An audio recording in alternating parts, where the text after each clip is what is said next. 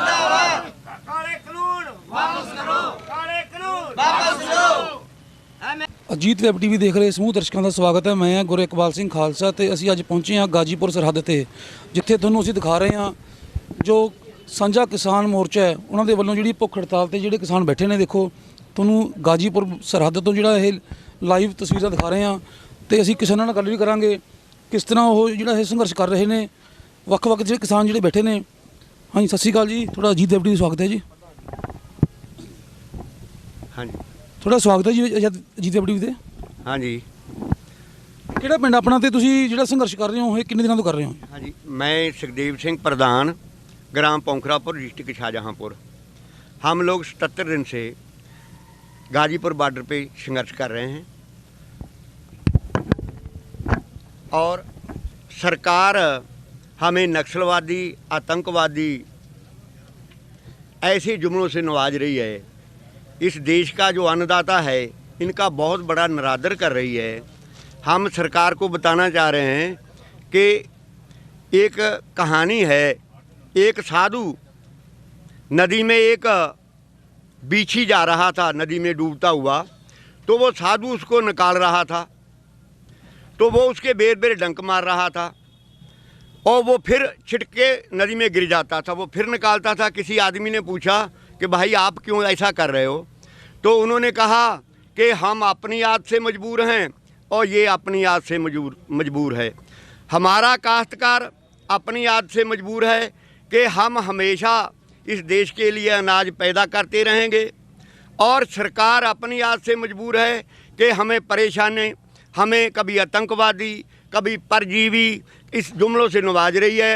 तो हम जो शांति का प्रोग्राम शुरू किया उसको कभी नहीं छोड़ेंगे, चाहे हमें यहाँ पर प्राण भी त्यागने पड़े, हमें कोई परवाह नहीं। जब तक जितना लंबा ये चलेगा संघर्ष हमारा चलाएंगे, जब तक ये काले कानून वापस नहीं लेते और MSP पे हमें गारंटी नहीं देते, तब तक हम यहाँ बैठे रहेंगे।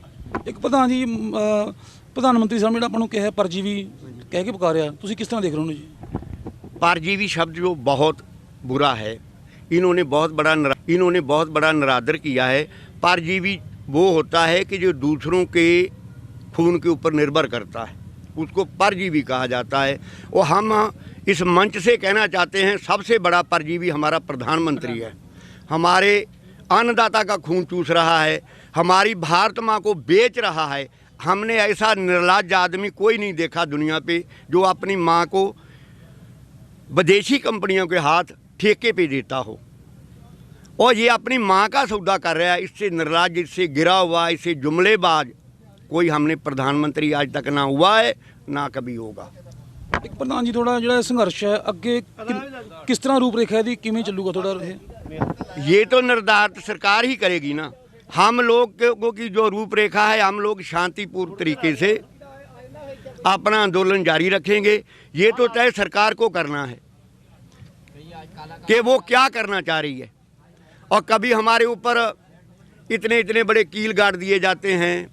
क्या ये जहाँ पे ज़रूरत है, चाइना के बॉर्डर पे ज़रूरत है, पाकिस्तान के बॉर्डर पे ज़रूरत है, इन्होंने काश्तकारों को क्या समझ रखा है? इतने बड़े कील, इतने बड़े बैरिकेड। हम क्या कोई दूसरे देश से आए हुए हैं?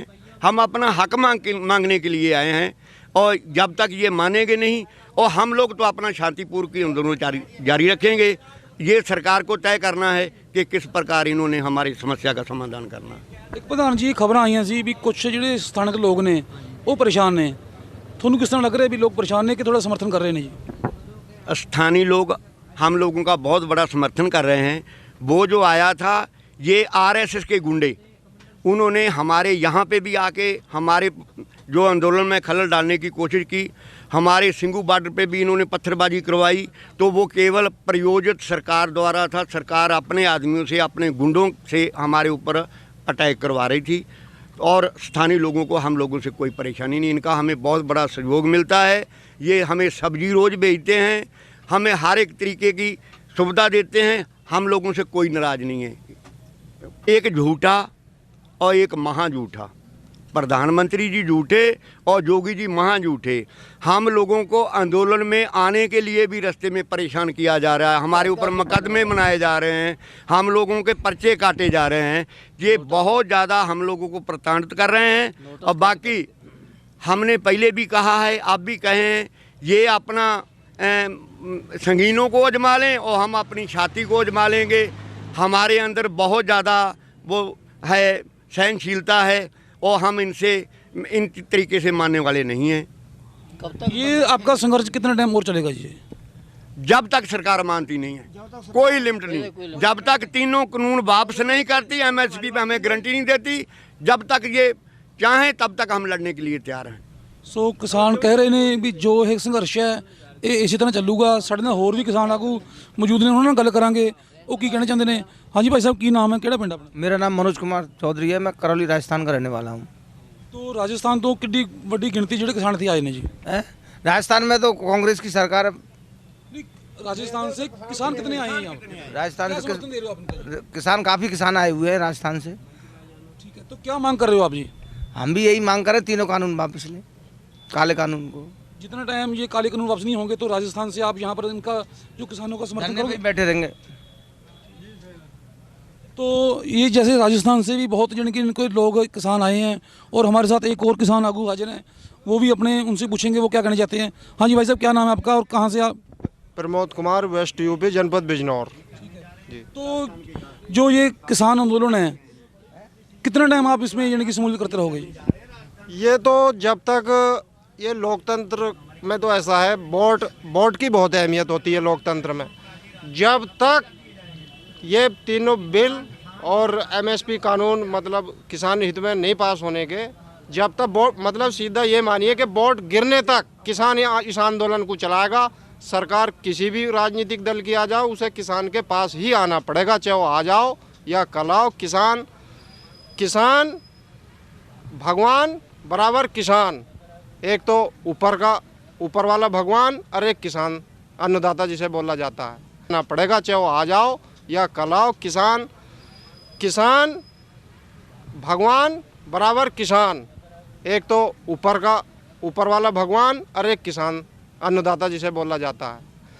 ये सरकार किसान आंदोलन को बहुत दबाना चाहती है। किसान तो एक चट्टान की तरह सीमा पर उसका बेटा लड़ाई जंग लड़ता है अपने दुश्मनों से, और किसान खेत में काम करता है और पूरे देश को कमा के खिलाता है। इन्होंने बार बार जो एक सरकार के नुमाइंदे जो नौकर हैं, ये पूछते हैं कि इसमें काला क्या है, सफ़ेद क्या है। क्या इन्हें काला और सफ़ेद का नहीं पता? काला तो इसमें यह है कि 14 दिन का कानून जिस वक़्त हमारे दादा परदादा के ज़माने में बनाया होगा और उसका खामियाजा वो भी भुगत रहे हैं और हम भी भुगतेंगे अगर ये कानून पास हो जाते हैं। तो काला तो इसमें यह है। इन्हें सफ़ेद दिखाई नहीं देता कि किस तरीके से सफ़ेद हो इसमें। एक उत्तर प्रदेश सरकार ਦੇ ਵੱਲੋਂ ਜਿਹੜਾ ਇਹ ਕਿਸਾਨਾਂ ਨੂੰ ਆਉਣ ਦੇ ਲਈ ਕਿੱਲ ਘੜਤੇ ਸੀਗੇ, किस तरह देते हो उसਨੂੰ जी? भाई कील भला ये तो तोप के उस पर बांध दो किसान को। किसान रुक रहा क्या? किसान अब रुकने वाला नहीं है, उसे अपनी आवाज़ बुलंद करनी है किसान मोर्चे के समर्थन में।